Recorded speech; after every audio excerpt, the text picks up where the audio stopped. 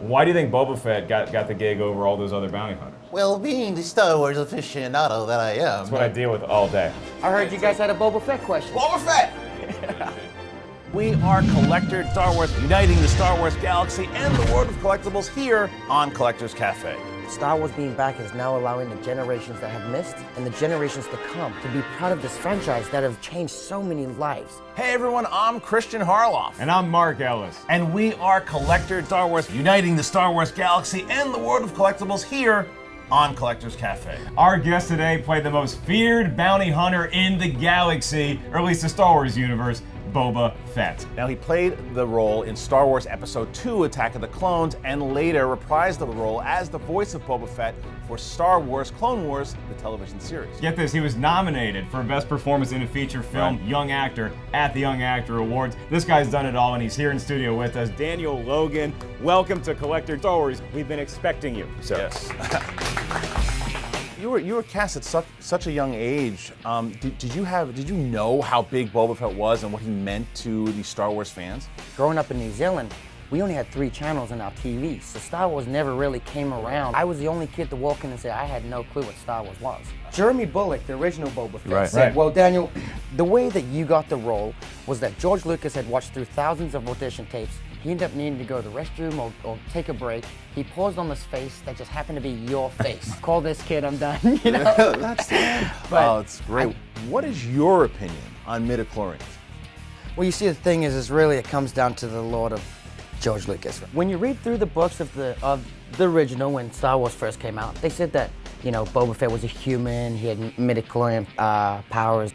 Well, now we find out that he's actually a clone. So it's like, well, how much midichlorian does he actually have? It's kind of like Harry Potter. I don't want to cross over worlds, but it's like you have, you know, the witches, and then you have the ones that are mixed, which are called muggles or something like that, you know what I mean? And it makes sense if you're cloning troopers, though. Like, if you're gonna make a clone, you put a dash of midichlorian in there.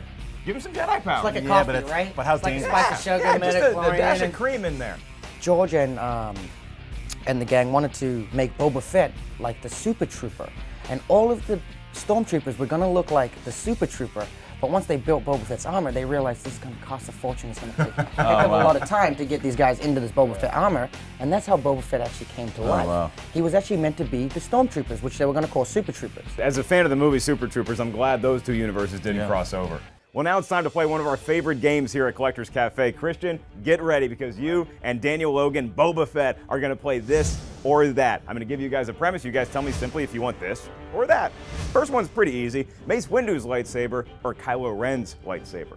Mace Windu, so I could throw it down the Sarlacc pit. Did I say that out loud? You know why I'm gonna take Mace Windu's? I don't know enough about Kylo Ren's yet. It looks faulty. Having said all that, I will also take Mace Windu's lightsaber. Next one, Tatooine or Hoth? Which is your planet that you'd rather visit? Depends on what time of the year, but I'm going to go Tatooine. It's probably going to be really cold or really hot. Like me, you're going with the heat. Christian, you going skiing? No. It's too cold. I can't get a tan on Hoth.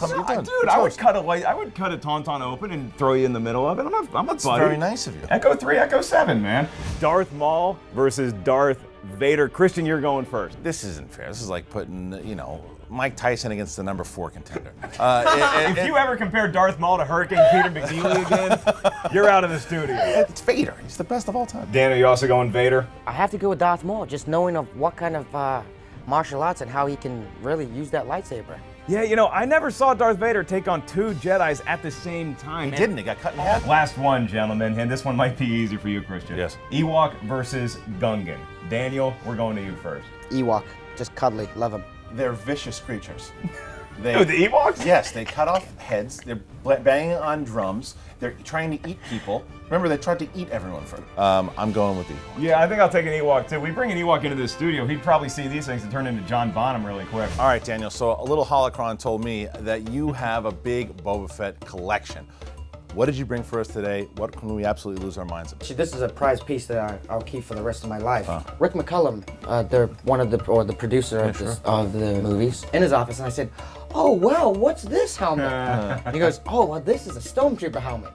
I've always wanted a Stormtrooper helmet. Rick McCullum kind of gave me a laugh. I got back to New Zealand, and a couple of days later, the box followed with. This was made by Dawn Post Productions. It is actually the mold. to give that a... Wow, this is. It's actually a Oh, heavy, this is heavy a workout tears. right here. This could be the new shake weight. This could really get your biceps going. Feel that. Feel how heavy that thing is. So this is actually the original artwork for Boba Fett. Before he was actually named Boba Fett, he was going to be the Super Trooper. Oh, you mean this is before the prequels? Before the prequel. Wow. So this was just before Boba Fett was even invented. It's great to see what Boba Fett looks like when he wakes up in the Yeah, morning. man, You that's know. cool. So this is actually one of my favorites. I got it at one of the Celebration Star Wars conventions. I actually had it signed by 3 of the actual original Boba Fetts. This is a funny story, real quick. I was walking in Japan, and right after Star Wars came out, they took me to Japan for a convention. I walked into a store to go get a soda. I looked into the fridge, and my little head is sitting on a Pepsi. So I actually got the Pepsi in Japan because it had me on it. Pretty amazing. I mean, you talk about, you obviously sound, for everything you're saying here, that you are not only Boba Fett, but you're a diehard Star Wars fan. Yeah. Now, we absolutely were in heaven when the new trailer came out. I mean, there's so many reaction videos that came out, and there was all these, talks and blogs about it. Tears about it. What's the most exciting thing that you're looking forward to in the movie? Star Wars being back. That's the only thing I can say, like, to tell you the truth. Star Wars being back is now allowing the generations that have missed and the generations to come to be part of this franchise that have changed so many lives. I mean, I've done conventions for 15 years, and I've just seen over these years how wonderful Star Wars is really being part of kids, adults, families, friendships. It's created bonds like no other. According to you on your Facebook page, you are on the short list to reprise your role as Boba Fett in the new movies. My buddy Shatner.